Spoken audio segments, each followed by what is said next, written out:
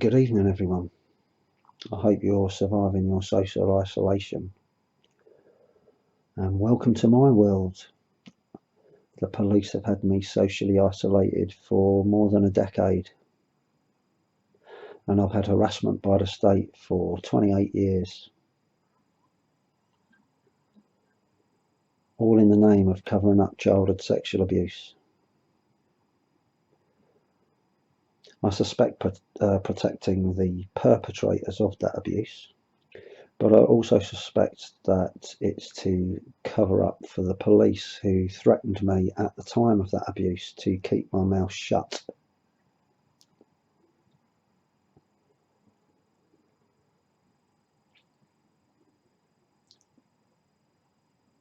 So as I've got more vocal in recent years, the harassment has increased. And as predicted, I was made homeless by the housing association that harassed me from the moment I became its tenant. I keep putting little bits of evidence on my channel, but I genuinely think the only people that see it are police officers or those who are working on behalf of the state. It's quite obvious they ghosted many of my channels, and a lot of my social media and email addresses they have shut down.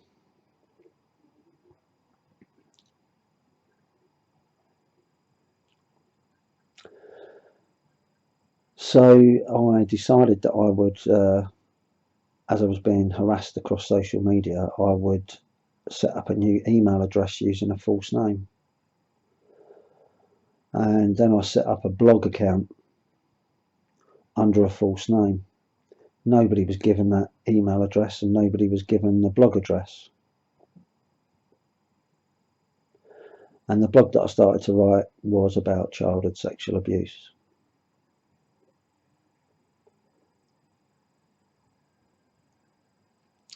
There are 600 million blogs in the world according to the internet figures.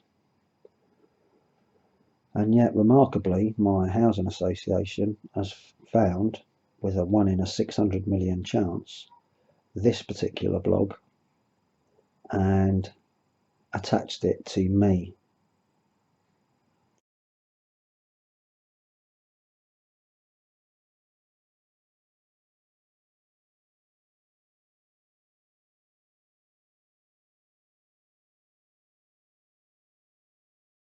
And then it has internally shared it with other members of the housing association, who in turn will have shared it with people that they know.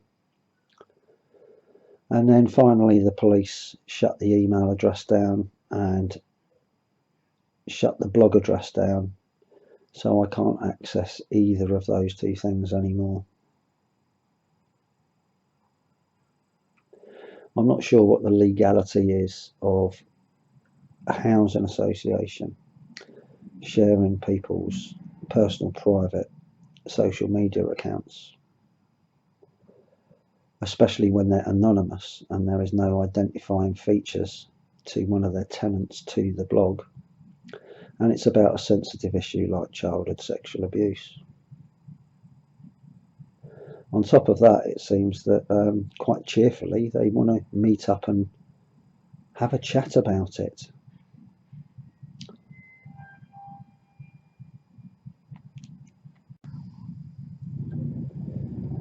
Anyway, I suspect that the housing association got that social media account from the police, who monitor everything that I do online, like some kind of Jeremy Bentham panopticon experiment, which is quite a familiar experiment to me. It's the future of policing, apparently. But I think they probably got that address from the police, who would have had my IP address, and my IP address would have been on some sort of watch list. I've also presented other evidence where the police have shared a social media account with the NHS.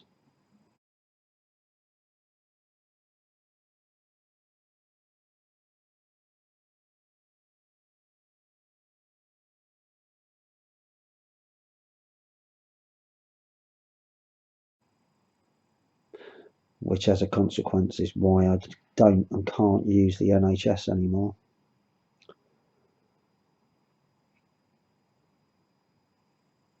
But there's definitely a multi-agency approach to the harassment that I receive. So all of these things are an exercise in power and control over an individual, the interference in healthcare, so you no longer have confidence in using healthcare, and the interference in your housing,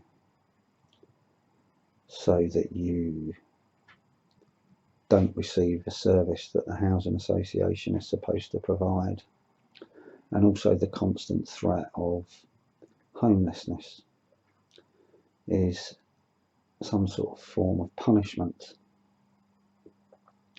as is the constant harassment with people making you feel like you're being watched all the time, as in Jeremy Bentham's Panopticon.